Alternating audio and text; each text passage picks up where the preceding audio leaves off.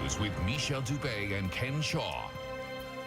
Good afternoon. The TTC and the Union for Transit Workers are in court today. They are fighting over random drug testing. The TTC says it's needed because past tests, accidents, and other evidence indicates drug and alcohol use continues to be a significant problem. The testing is set to begin April 1st. The union is seeking an injunction. CTV's Natalie Johnson is at Osgood Hall where the case is being heard. Natalie, what can you tell us?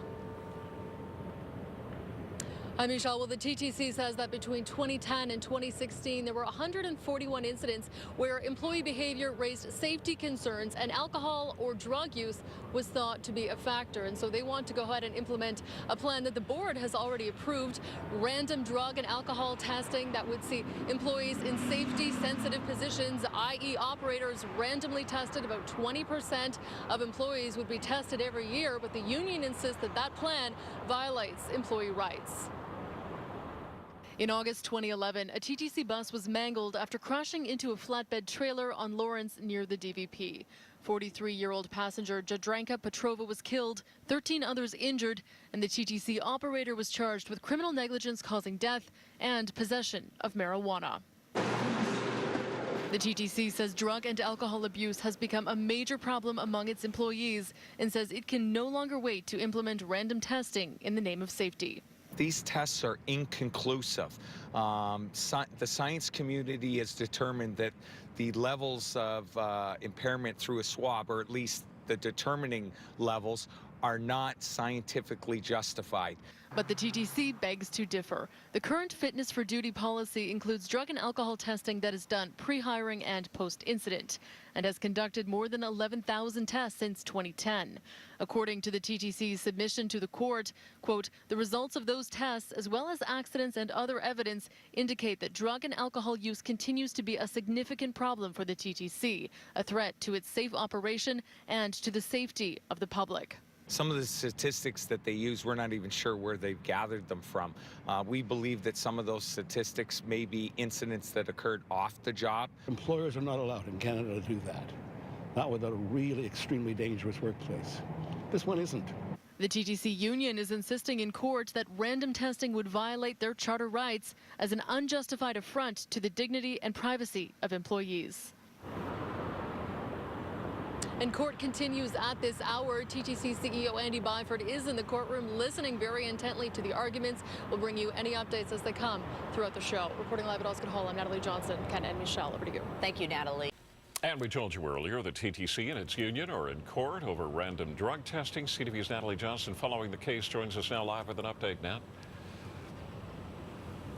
That's right, Ken. The TTC was hoping to implement the random drug testing and alcohol testing beginning April 1st, but the union is fighting it. I'm joined now by Bob Kinnear, who is head of the transit union. Bob, tell me, what is your issue with this plan for random drug and alcohol testing? Well, first of all, there's not a problem at the TTC. Secondly, and even more importantly, is the testing is inconclusive. The science community does not accept swab testing as an accurate test for impairment at the time of testing, and that's why we're so very concerned. What the TTC is expecting us to do is allow them to impose random testing and then have our 11,000 members expect that they're going to get it right every single time. And I don't think anyone in the city would expect TTC to get it right every single time, least of all our employees. So we're very concerned that there could potentially be a false positive test, and then the employee has very little or no recourse, in fact. The TTC is using some very strong language in its submission to the court, alleging that there is a culture of drug and alcohol use and abuse within the TTC. How do you respond to that? Well, their report is not conclusive. It's not accurate, in fact. They're using situations where people have refused testing. They're using circumstances in which there may have been impairment off the job, not at work or within the workplace. So the numbers and the statistics that they're using are not accurate. And I'd also point out, even with the numbers that they're using, does not reach the threshold that the Supreme Court made a decision on a couple of years ago. Okay, thank you very much, Bob Kinnear, who is president of the Transit Local. Court is now on lunch break, resuming this afternoon. We'll bring you the latest tonight at 6. Reporting live at Osgood Hall, I'm Natalie Johnson. Back to you, Ken and Michelle.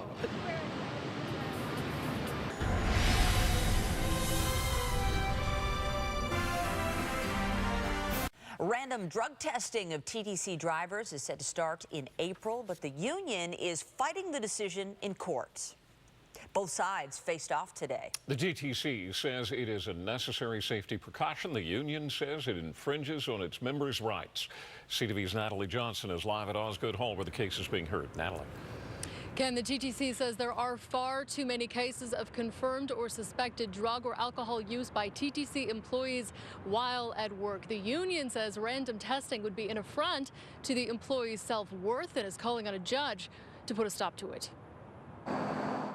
A transit tragedy unfolded on an August afternoon in 2011 when a bus crashed into a flatbed trailer, killing a TTC rider and injuring 13 others.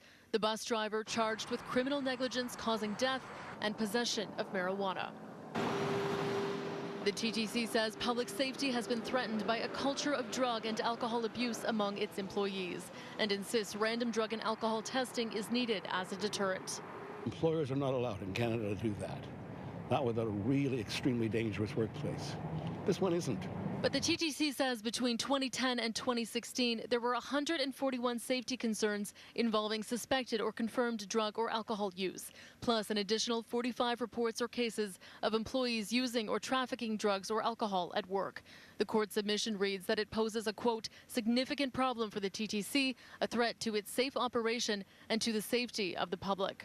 The lawyer for the union argued today that random testing would be an invasion of the dignity and privacy of the employees. But the TTC's counsel countered that random testing would not violate a reasonable expectation of privacy in an industry where public safety is paramount.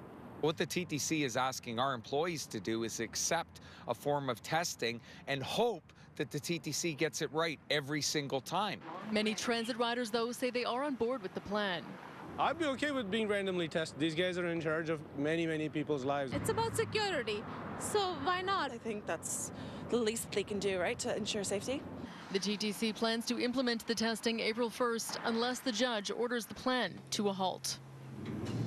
And if the judge allows the random testing, about 20% of employees in safety-sensitive jobs would be tested randomly every year. The hearing resumes tomorrow. Reporting live, I'm Natalie Johnson. Michelle, over to you. Thank you, Natalie.